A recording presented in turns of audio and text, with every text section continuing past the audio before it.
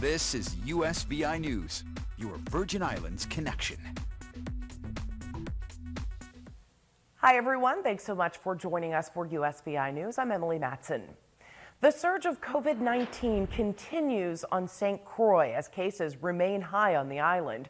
Our USVI News' Ali Bourne-Vanek explains why the virus seems to be spreading, particularly on St. Croix, and what needs to be done to stop the spread. Emily, while the COVID rate is currently 3.54% according to the Department of Health, we are still seeing a surge on St. Croix. According to the Department of Health, there are currently 179 active cases of COVID-19 in the territory, 29 on St. Thomas, 1 on St. John, and 149 on St. Croix. The Department of Health also adds that 3 men in their 30s on St. Croix have recently passed away due to COVID-19, and we certainly extend our condolences to them and their families. The Department of Health says that the primary reason why we are seeing a surge on St. Croix is due to community transmission, but hopefully we will see these numbers go down in different pockets in the coming weeks. It's primarily community transmission. So once you have cluster of individuals that that we're seeing, it's very difficult to mitigate community transmission because it's all over the place. So unfortunately, unless you have individuals who are really adhering to social distancing and quarantining, then you're just going to have continuous pockets of spread in the community. So the travel in the territory continues, but we've seen trends like this before in the different districts, and then it takes about 6 or 8 weeks or so for it to come back down. And then you'll see that it might pick up in another district. So those are the trends that we've been seeing. But unfortunately, you really can't say why when it's widespread community spread. The Department of Health also adds that ways to slow down and mitigate the spread of COVID is to get vaccinated. There are currently pop-up vaccination centers throughout the territory, and the Department of Health encourages anybody who is not vaccinated to go and get the vaccine. In St. Thomas, Ali Bourne-Vanek, USVI News. Throughout the territory, dozens of boats took to the sea on Sunday for the budget rent-a-car Wahoo Wind-Up Tournament. More than 80 anglers and 22 boats territory-wide competed to bring in the biggest catch. The Virgin Islands Game and Fishing Club hosted the tournament. So Wahoo was the word on the dock Sunday as the dozens of anglers weighed in 40 Wahoo in the tournament. In the end, St. Thomas's Lawrence Aubain caught the largest Wahoo at 57.5 pounds, all from aboard the 32-foot center console mixed bag 2 with Captain Hugo Prada at the helm.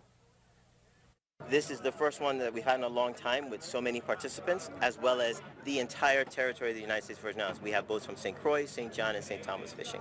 It's just a great event to get everybody out and have a good time. Yeah, it also helps us. The weather is very nice.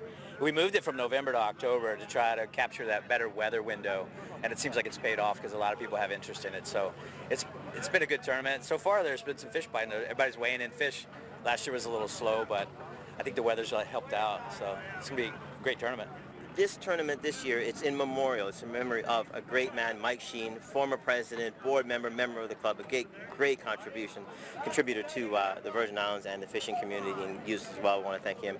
And our super sponsor, Budget Car Rental, American Yacht Harbors, Lattes in Paradise, I wonder who that is, and Neptune's Fishing Supply. I don't know, everybody's come together. West Indies Corporation, who a great job coming out to support this great event, getting everybody out and relieving some stress. Absolutely, yeah. I would also like to thank Mario Austin for stepping up. And Budget used to sponsor this tournament back in the day. We're glad to have him back in our tournaments, and hopefully we can get him back next year as well. It'd be great. Looks like a lot of fun. St. Thomas runners took their mark this weekend to run Army Strong in a 10-mile race through Charlotte-Amalie. The race began at the Waiko Dock in Haven Site, where runners ran to the Cyril E. King Airport and then back to Haven Site, 10 miles. It was a race hosted nationally, actually, with several other 10-mile races happening all over the U.S. The top finishers say it's all about having fun and finding a group that supports each other. That's it, yeah, just find a group of people. It's always nice finding people and meeting up and having that accountability, and then you get to celebrate on days like this. Yeah, the nice thing about an event like this is it allows you to set a goal, and we've been able to train for this for the last few months.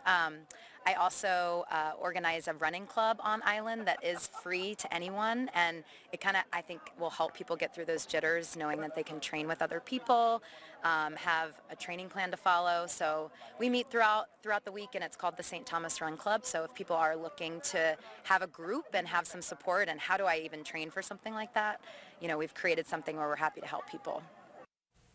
It's great indeed. And USVI News' Allie Bourne-Vanek was there and will bring us more on this past weekend's Army Run later this week here on USVI News.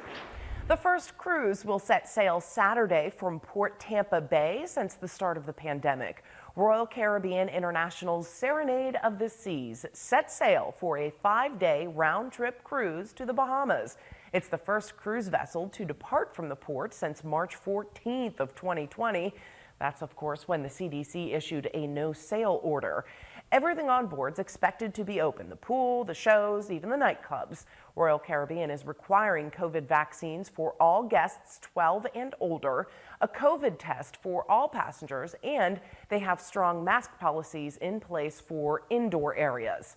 Carnival and Celebrity Cruises will set sail from Tampa Bay in November and Norwegian Cruise Line in December. Meantime, one of the most popular cruise ports in the Caribbean will reopen to cruise ships in early December after being closed for 21 months.